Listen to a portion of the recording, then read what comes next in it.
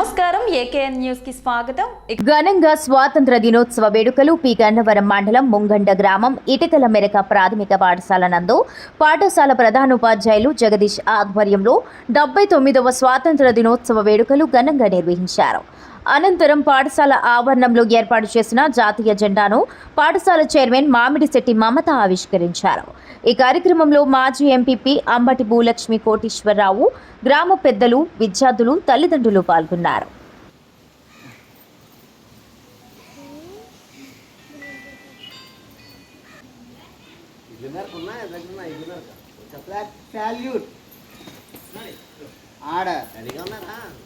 Salute. Order. Salute. Order.